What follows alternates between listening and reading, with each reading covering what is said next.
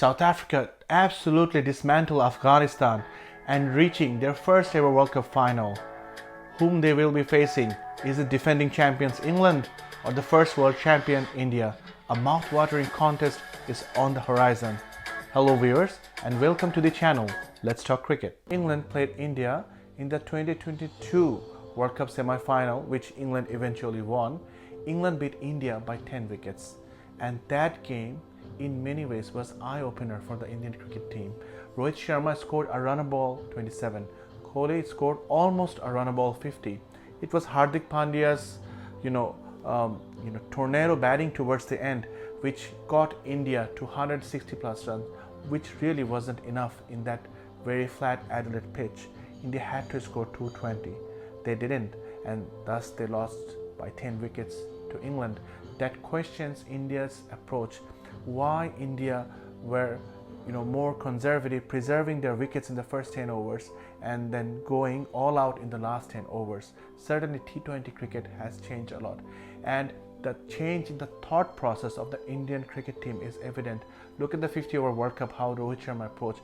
Look at this World Cup, how he is approaching. So if you compare with the last 2 years, this Indian team has become more stronger.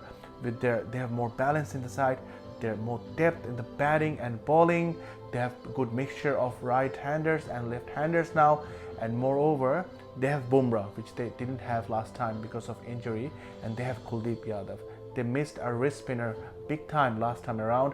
They only had finger spinners.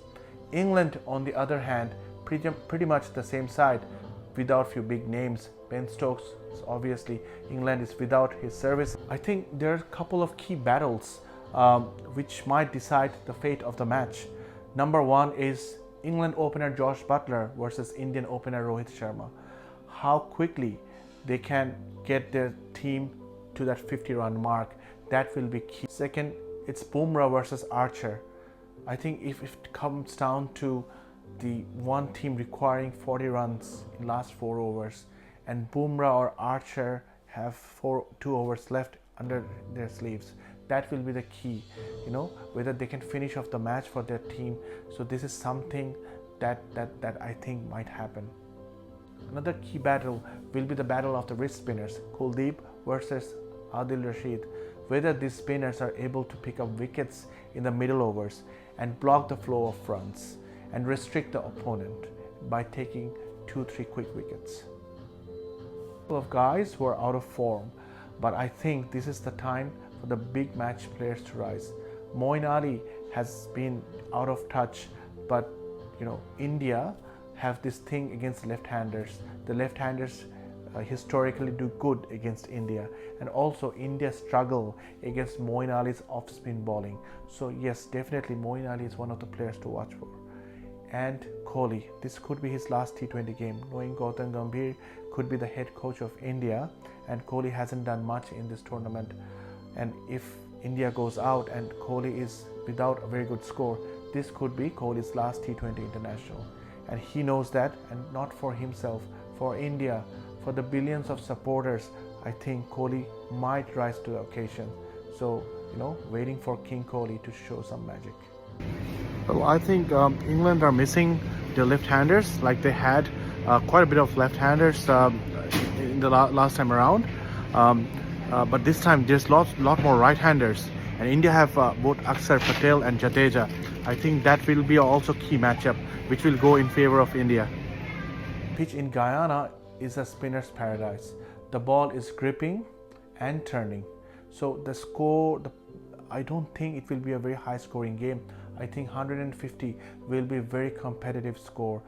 So I think spinners from both the sides will have a huge part to play during the whole course of the match.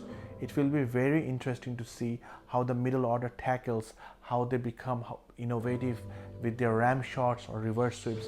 This will be key in this match.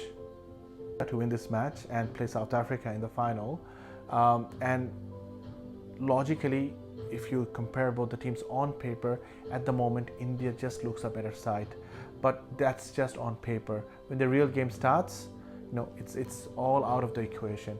But my prediction is last match I made a prediction that South Africa will win, and they have. Now I'm making a prediction. I predict India to go and play South Africa in the finals.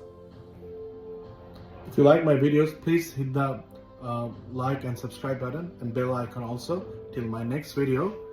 Adios.